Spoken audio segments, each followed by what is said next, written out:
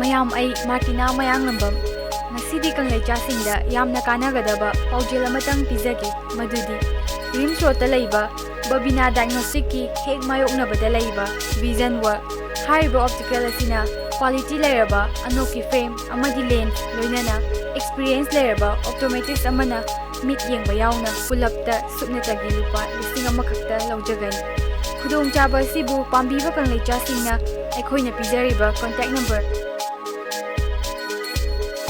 ꯗ ꯄꯥꯎ ꯐꯥꯎꯕꯤꯔꯛꯎ꯫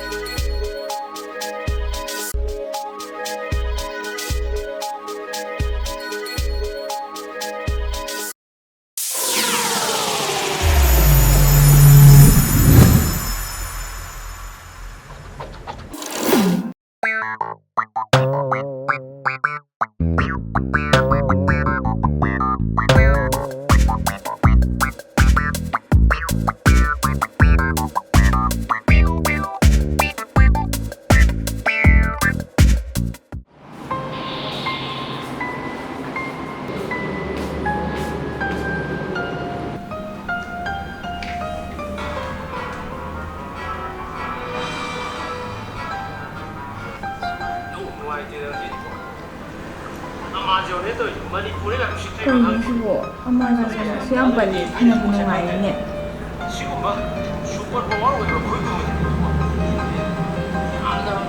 필요도 없고. episode 5 ꯁꯤꯅ ꯑꯅꯧꯕ ꯑꯣꯏꯔ ꯃꯥꯜꯂꯦ ꯁꯤ ꯑꯝꯇꯕꯨ ꯌꯦꯡꯒꯦ꯫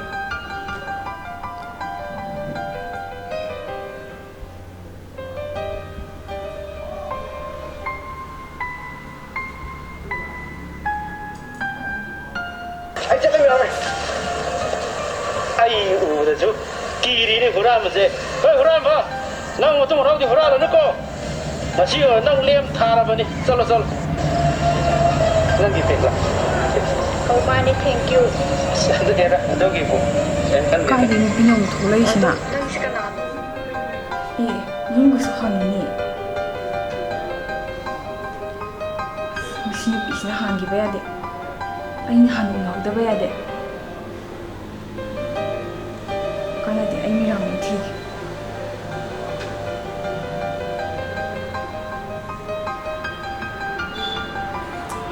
인스타그램ꯁꯨ ꯄꯥꯏꯗꯕ ꯃꯥꯜꯂꯤꯅꯦ꯫ ꯃꯃꯤꯡ ꯑꯇꯣꯞꯄꯗꯒ ꯍꯥꯡꯉꯤ ꯖꯥꯠꯂ? ꯐꯦꯁꯕꯨꯛ ꯑꯃꯁꯨ ꯄꯥꯏꯗꯕ ꯃꯥꯜꯂꯦ꯫ ꯀꯃꯥꯏꯅ ꯊꯤꯅꯤ ꯁꯤꯗꯤ? ꯀꯥꯟꯅꯗꯦ ꯆꯠꯂꯒ ꯑꯣꯏꯅ ꯊꯤꯔꯨꯔꯒꯦ ꯂꯣꯏꯁꯜꯂꯨꯈꯤꯒꯦ꯫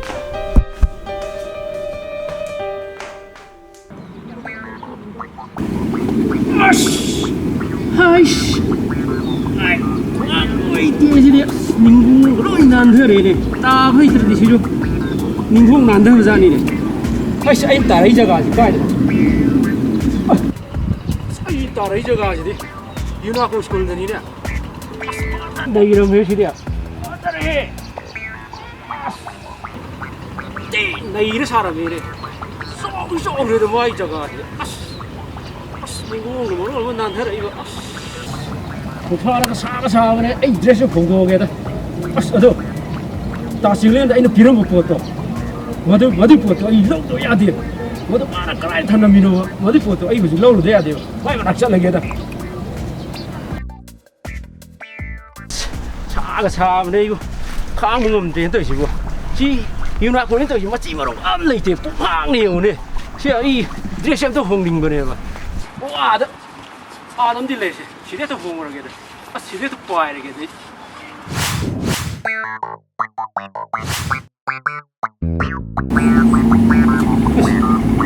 누나 보내면은 이게 이런 걸 뭔데래 세상을 해서 하는 거지.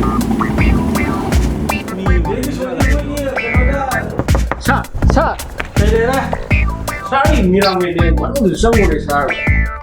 무슨으로 아무리 저 사람들 드레스도 보고 생각이 많이 나. 이거 어디 저거 아이 싫어 그래. 이것도 보고.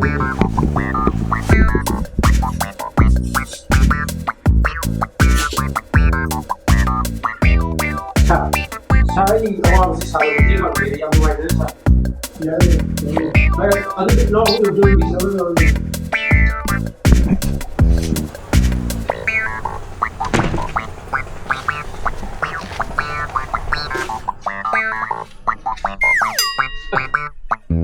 ꯁꯤꯡꯂꯦꯡ ꯅꯣꯏ ꯍꯣꯏꯅꯦ ꯑꯩꯅ ꯄꯤꯔꯝꯕ ꯇꯝꯅꯔꯥꯏꯗꯒꯤ ꯍꯨꯔꯥꯟꯕ ꯃꯀꯣꯛꯇꯣ ꯃꯗꯨ ꯃꯥꯅ ꯀꯗꯥꯏꯗ ꯊꯝꯃꯝꯗꯣꯏꯅꯣꯅꯦ ꯃꯗꯨꯕꯨ ꯀꯤꯅ ꯀꯤꯒꯜꯂꯤꯗꯨꯒ ꯃꯥꯅ ꯇꯧꯔꯝꯗꯣꯏꯁꯤꯕꯨ ꯑꯩꯕꯨ ꯑꯩ ꯃꯥ ꯎꯅꯗꯕ ꯃꯇꯝ ꯇꯥꯏꯌꯦꯕ ꯃꯥ ꯊꯤꯗꯕ ꯌꯥꯗꯦꯕ ꯑꯩ ꯍꯧꯖꯤꯛꯁꯦ ꯀꯗꯥꯏ ꯂꯩꯔꯝꯗꯣꯏꯅꯣ ꯃꯥ ꯂꯩꯔꯝꯗꯣꯏꯁꯤꯕꯨ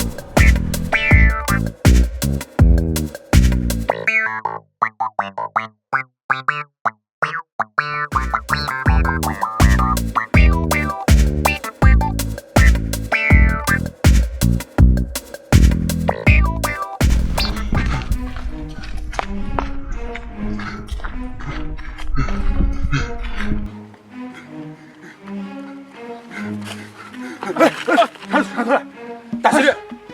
난 이번에 삐미 먹고 서루도 아스카이 dan스 하고나 프람 마이크 쟁청이 다도 dan스 하고나 이디키 이러랑 도마 제라버네 맞도 뭐나 나도 멋있는 누구 가도 아이 딸래 난 가이 소문 불러로지 아이 난가 소문 불러로 망해도 다시래 아주 그라이 hunduomino adu yaudri na dau war kai di logdurike 아스카이 안 러부기 선물 낙구나 저좀 도미네 다시래 아스당 아두디 쇼이래 라이시나 엄까참이랑 지라 간자가 아이 나도 뭐 다박 숨어 가도 아이 살래 가시 내가 있잖아 와 다시래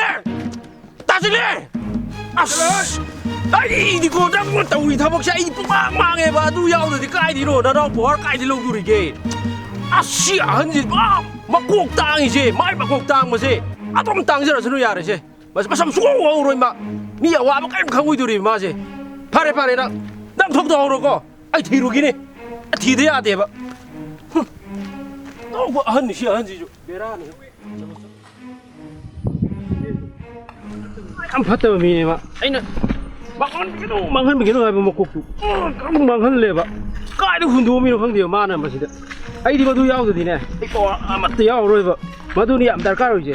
아두분에 사티버도 아이 징나다나 버디 샀거니 봐. 라복시디 가이나. 웅강 레이레 버터시. 말랑 나줄 농 खरता 기버니 봐. 이싱 많아만 레이데 버시디. 아스. 소이드레도 마탕다디. 쟁 기지다네. 빠짜마디 소이드레 봐. 아스 마탕 미랑면 자라 헬라니 마탕다디.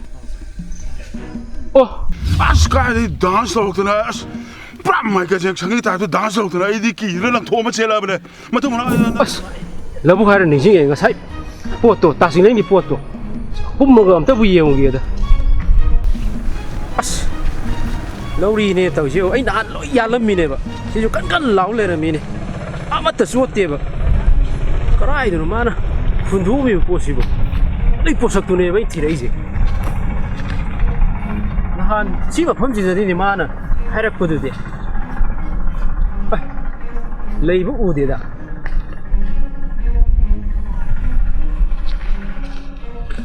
ai kai jaga da ne sai da di mali ni leite madubo kun ni sida sida arang mi ka leram dana marung ka sang leira ja la ne madubo as leram moida khu la u tora di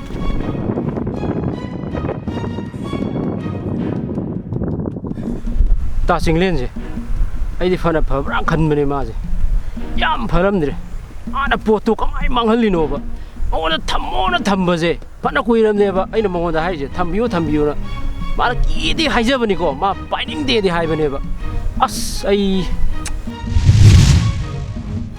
mirangmen nang na dudan thoi nunga jena phami dukke dore ai sathi ba ai nang ngai ramini nahan ju nang nai bu khongok ji der sakhi ba ai nang lak bu ngai ramini nang ngasi di nang ai jai rage na nang makha ta kano kai jana rige ne sathi ba nang ngai to nang gai go phuna da ne ji phuna sine adubo ai dress amtang di hong ge nang mafam sida lengdra le ramo ai mafam sida lengdra le bri chalo dress hong second manga dai la gari chalo thunu mak chalo thunu lo chalo yaad hai yaar hai chal hai mirang min dress sit pasak ngai sida labuk sida phuna di ma kasu yam soi aduna koila mathak to ina ma ji paraga mathaba tu yai khai bana phadong male phare du ai koila mathak to ina phuna rage ai chelage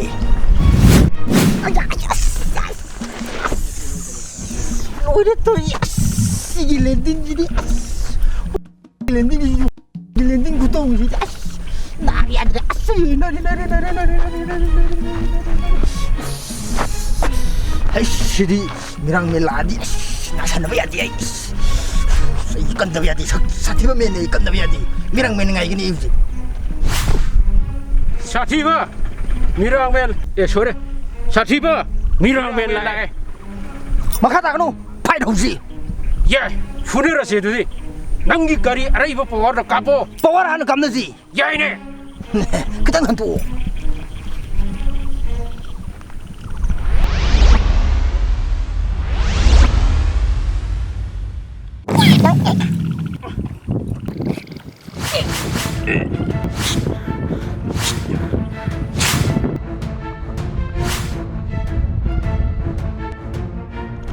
Ngakho mamangi episode tu ibani power kam nei kaminda yang phajade aduna daroin phunaje madu bangni mirang men ai no pam so pangun sang yeng no budo yare ai ready le okay my lady together my life because I want to pass English ka yam loli ne pass ne perfect come do it Đúng rồi.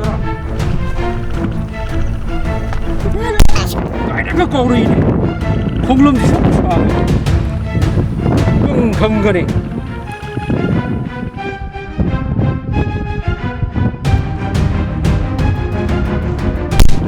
Hello. Yeah.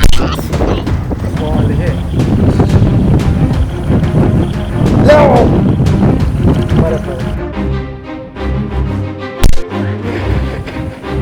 Đúng rồi bro. Đúng rồi bro. Yes, this was sweet. Đúng rồi bro. Ya, presiden. Vamos a dar palas. Mirang men phải lagi. Sati lagi buat mana sih dia? Đúng rồi bro sao? Leho rogo đó. Anh sẽ lehe. Leho ro leho.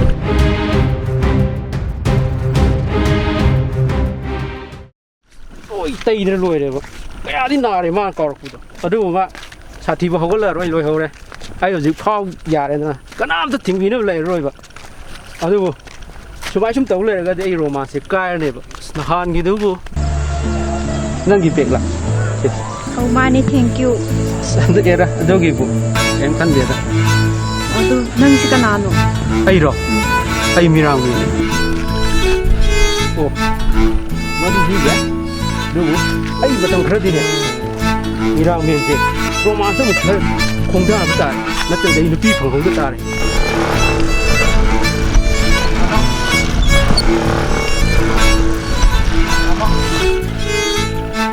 Damirang men. How? Ay damirang men thep pakui ra bani. Damirang men thep papai bro. Kita pai di. Pai di ba. Instagram di. Aduh ni nak kerja gitu. Pai da ba. Adu di number anta piramo. Ini number roh. Pergi pergi.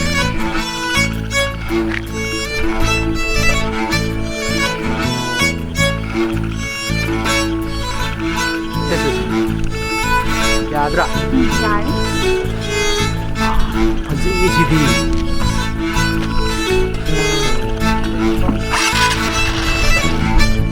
Selamat malih ore isi di. Dare.